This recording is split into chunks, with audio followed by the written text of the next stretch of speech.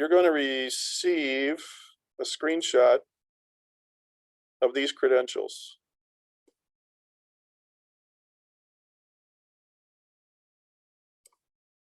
Okay. And the first and most important thing you're going to do if you have a Gmail account is you're going to sign out of your Gmail before you use this. But basically, everything you need to access this account is going to be in this small screenshot. Now, why wouldn't I email this outright? Well, email, the contents of email travels in the clear across the internet. And I don't want anybody just mucking with this because they intercept the email that I send out to you. And all of a sudden, the issues and stuff have changed. So I'm basically going to take a screenshot of this. But you're going to sign out of your Gmail account like I have. And instead of saying sign in again, you're going to say continue. And you're going to use another account. Is everybody clear about how this is different? All right. And then you're going to type in stxpenguinavenger@gmail.com, right? STX Penguin Avenger .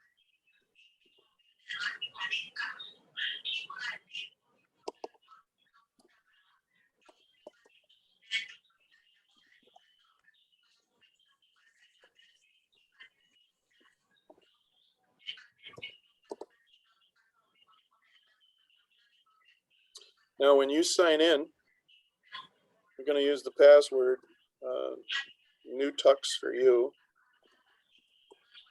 That spells out in Leet speak, NewTux for you. That's this value right here.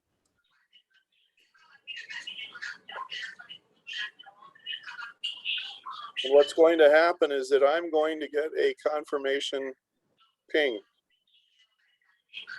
Now, why is it I'm going to get a PIN code? Well, you're going to sign up for a specific 90-minute block of time to access. Each of you are going to sign up for a specific day and time to access this screen, as if you had an appointment to appear with a supervisor in Sydney Corinth's office. And when you do, I'm going to get a ping on my, you're going to select get a verification code. You're going to select get a verification code at the 90 number. And I'm going to get a PIN code. I'm going to know who to text this to because I have your cell phone number. Or I'm going to email you the PIN code. I mean, if you don't want to give me your cell phone number, but I'm going to get the PIN code for you to log in. And this is how we keep people from messing with each other's Kool-Aid, right? So your designated time slot, I'm going to look and see, all right, who is it that should get this PIN code? And I'm going to text you this PIN code, right? That's what we're going to do.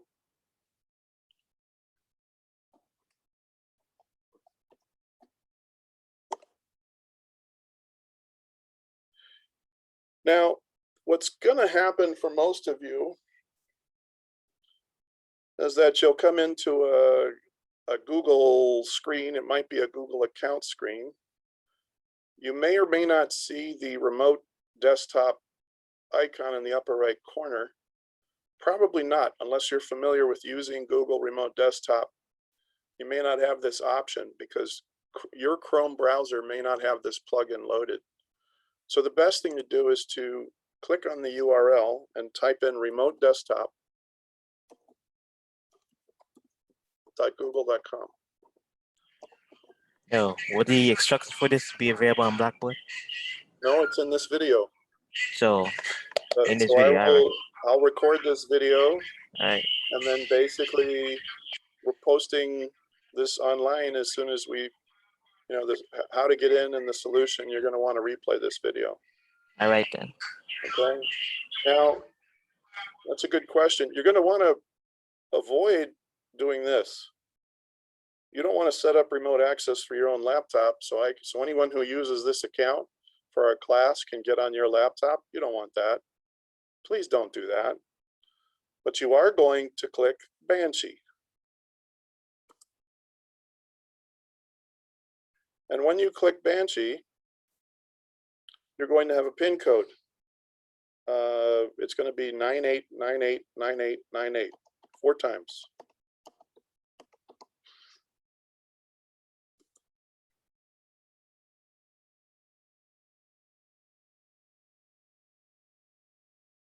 And basically what we have here is the desktop of Banshee. So the next step is to expand the right column and to press Control-Alt-Delete. And Sydney Corinth is already logged in. Because she's already logged in, she's locked the screen. You're going to enter this password to unlock Sydney Corinth's screen. You're not logging in, you're unlocking the screen. Once again, you are not signing it, you're not clicking here to sign in as Sydney Corinth. She's already logged in, that's why it appears. I'm going to enter this password.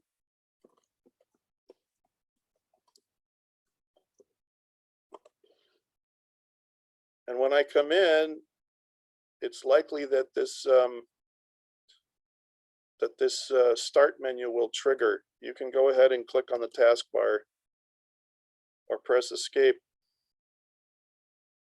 And if that doesn't do the trick, you can basically click on the desktop to the right just to clear the start menu. So that's another common thing that kind of throws people off. Remember, the trick in your live acquisition is to take screenshots regularly so that you have an accurate picture of what's going on. If you do this and you go full screen and then you collapse this menu and you press print screen from here on your keyboard, if you basically go to the top center, or if you expand your menu and you come out of full screen and just minimize your remote desktop window for a sec, right?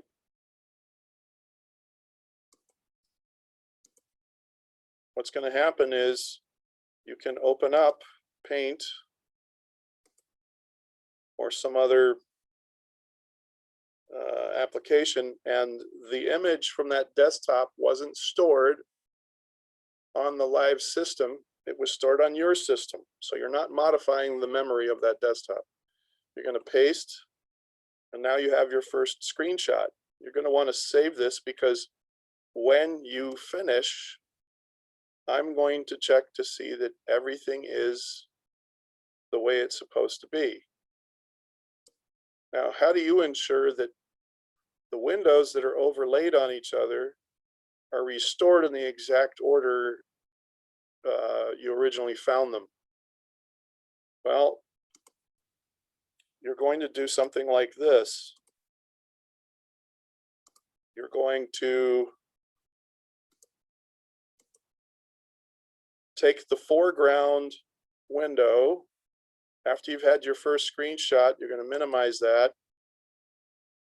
Take a screenshot, minimize that. Take a screenshot, minimize that. Take a screenshot, minimize that. And then you're going to, one at a time, investigate each of the active windows that are going on. We've already told you that when it comes to the browser, you can check the other browser tabs out. You can check other features or the system tray to see what's running, right? You can basically expand on this and just hold your pointer over it. You can check other tabs, just make sure you return to the original tab that was highlighted on that issue. So what do you do to restore it so you leave no trace? Well, you basically open up each of these in the order it was. That wasn't the order. It's actually this one, the other one that was open last, and then this one, and then this one, and then this one. Then you're going to click on the desktop. You're going to issue a Control-Alt-Delete. You're going to lock your screen. You are not going to sign out. You are going to lock the screen. You are not going to sign out. You are going to lock the screen. You are not going to sign out. As soon as you finish, I'm going to go to that screen. And if I have to sign in as Sydney Corinth, you're in big trouble. Now, I say that to be melodramatic. You know, there isn't going to be a red buzzer that sounds, you know, you're not going to be in trouble as a student, but you are going to lose credit because you basically left a trace. You're not supposed to leave a trace. You want to lock the screen and leave it just like Sydney Corinth left it. So at that point, once it's locked, then you disconnect. Any questions about how to work remote access using the STX Penguin Avenger at gmail.com account? There is one last thing I would ask you to do when you're finished with your 90-minute session and you've captured your digital artifacts. I want you to click on this in your browser and sign out. Because if you don't, if you leave a tab running, and then you get distracted and you open new tabs and then you sign in to your own Gmail account, now you're commingling browser tab data from two separate Gmail profiles, and things can get really weird that way. So I need your help to understand. I need your help to preserve. And basically, if you screw this up, you're going to affect others. So it's like real life. So we don't want you to stress over it. But if you make a mistake, the first thing I want you to do is to send me a text message that says 911. You do not want me to discover your mistakes. Let me say that again with plain clarity. You tag me in, I can support you and make it all go away. It's a lesson learned. You leave a mess for other students to find. You can't recover from that in terms of lost credit for the activity, right? You will lose credit on the solution, one or both solutions, depending on the nature of the, the mess up, right? So let me say that again. If you screw up and you make a simple mistake, it's just reflex, and something happens, send me a text message that says 911. And then that way I can recover the scenario and the environment so the next student doesn't have, a screwed up environment to work with, right? And then they turn in results, and then I'm looking at their submission and I'm like, why don't you have the same artifacts everybody else does? Oh, well, because my screen was all messed up. There may be a case where we have people who are engaging the system or clearing the system as I'm teaching a live class. Okay, so I'm going to put out a doodle poll. Does everybody know what a doodle poll is? No. Explain that. I think I know what it is. Okay, I'm going to send you a link, and it'll go to doodlepoll.com. And basically what you do is you fill out your name and you check the boxes for the time slots that you can do. And then based on everybody's availabilities, we'll assign you a day and a time where you can get on the screen for 90 minutes. Okay. So you're basically sharing your availability to engage the live screen. Okay. And we want you to have plenty of time. It used to be that you had 60 minutes. We're expanding that. 90 minutes is gracious plenty. You'll be able to take, dozens of screenshots. You'll be able to investigate a lot of things to your heart's content. You can take your time. You don't have to be rushed. Any questions before? See how I still have a sign out option? I opened a new tab. I signed out over here. See how I still need to sign out on the new tab now? Doesn't take much. We're tab happy. As Google Chrome users, we just open up 57 tabs, don't we? You want to be signed out completely of STX Penguin Avenger. We don't want folks to be half logged in on another screen, and here's another student 2 hours later that's trying to log in to do their stuff, and you're still signed in, right? So that's another thing that I assess on the background.